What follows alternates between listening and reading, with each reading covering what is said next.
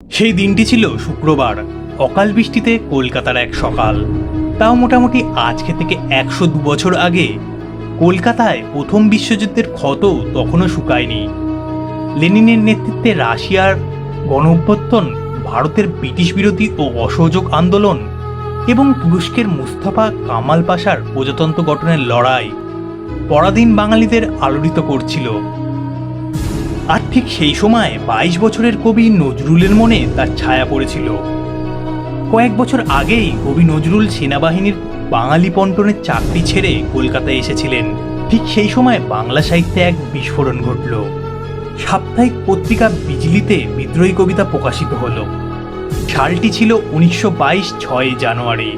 মুজফ্ফর আহমেদের স্মৃতিকথা থেকে জানা যায়, সেই সময় পত্রিকাটি এত চাহিদা হয়েছিল যে সপ্তাহে দুবার ছাপাতে হয়েছিল। অনুমান করা যায় প্রায় 2 লক্ষ মানুষ কবিতাটি পড়েছিল।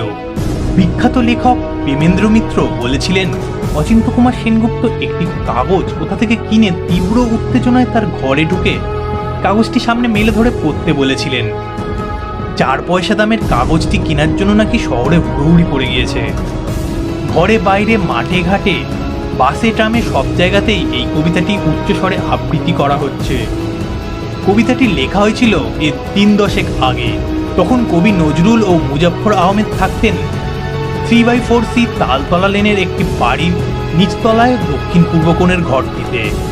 বিদ্রোহী কবিতাটি ছিল 6 মাত্রার মুক্তিবদ্ধ কবিতা। মুজফ্ফর আহমেদ তার এক ইন্টারভিউতে বলেছিলেন, দোয়াতে কলম ডোবাতে গিয়ে তিনি মাতার সঙ্গে হাতের তাল রাখতে পারবেন না ভেবেই নজরুল সম্ভবত কবিতাটি প্রথমে পেন্সিলে লিখেছিলেন। একটু বেলা হতে ওই বাড়িতে আসেন মুসলিম ভারত পত্রিকার আফজালুল হক। নজরুল তাকেও কবিতাটা পড়ে শোনান। তিনি শুনে হইচই শুরু করে দেন এবং কবিতাটি নিয়ে যেতে চান। এবং তার বেশ কিছুক্ষণ পরে এলেন বিজলি পত্রিকার ম্যানেজার অবনীশ ভট্টাচার্য। তিনিও কবিতাটি চান।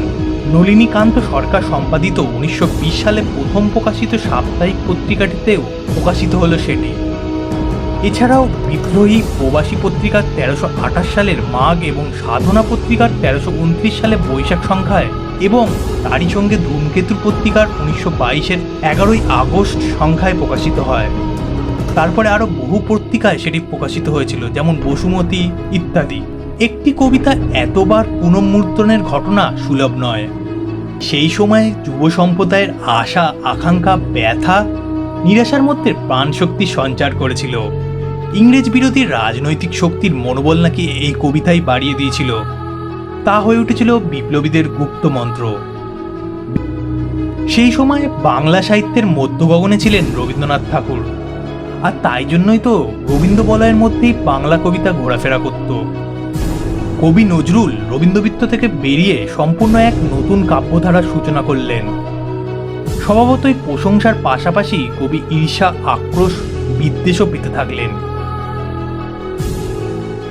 কবি নজরুল এবং মুজফ্ফর সাহেবের ঘনিষ্ঠ কবি মহিতলাল মজুমদার দাবি করেছিলেন, মানসী পত্রিকায় 1321 সালে পৌষ সংখ্যায় প্রকাশিত হয় তার আমি শীর্ষক একটি গদ্য রচনা থেকেই নাকি চুরি করা হয়েছে এই কবিতাটি, যা নজরুলকে তিনি বছরখানেক আগে শুনিয়েছিলেন। কবি সজনীকান্ত দাস বিদ্রোহীকে ব্যঙ্গ করে ব্যাং নামক একটি প্যারোডি লিখেছিলেন এবং সেটি ছাপাও হয়েছিল শনিবারের চিঠিতে। কবি গোলাম মুস্তাফা সওগাত পত্রিকায় 1328 সালের মাঘ সংখ্যায় নজরুলকে তীব্র সমালোচনা করে উপদেশ দেওয়ার ছলেই পরিহাস করে বিদ্রোহীর নকলে 6 মাত্রার মাত্রাবৃন্ত লিখেছিলেন নিয়ন্ত্রিত শীর্ষক কবিতা। এর কিছুদিন পরে শুরু হলো নজরুলের বিরুদ্ধে মৌলবাদী আক্রমণ। ইসলাম দর্শন পত্রিকার সম্পাদক আব্দুল হাকিম 1319 সালে কার্তিক সংখ্যায় কুৎসিত ভাষায় লিখেছিলেন বিদ্রোহী দমন কবিতা। আবার অনেক কবি সাহিত্যিক বিদ্রোহী কবিতাটির আকণ্ঠ প্রশংসাও করেন, যেমন প্রেমেন্দ্র মিত্র, অচিন্ত্য কুমার সেনগুপ্ত, বুদ্ধদেব বসু ইত্যাদি মানিগুণী ব্যক্তিরা উপমহাদেশের সাহিত্য সমাজ ও সংস্কৃতি জগতের অন্যতম শ্রেষ্ঠ ব্যক্তি হিসাবে কবি নজরুল ইসলামের অবিভক্ত বাংলার পরাধীনতা, সাম্প্রদায়িকতা, সাম্রাজ্যবাদ, উপনিবেশবাদ, মৌলবাদ ও দেশি বিদেশি শোষণের বিরুদ্ধে সংগ্রামী ভূমিকার কারণে তিনি বিদ্রোহী কবি হিসেবে পরিচিত রয়েছেন বলে মনে করেন। 1942 সালে কবি বাকশক্তি হারান।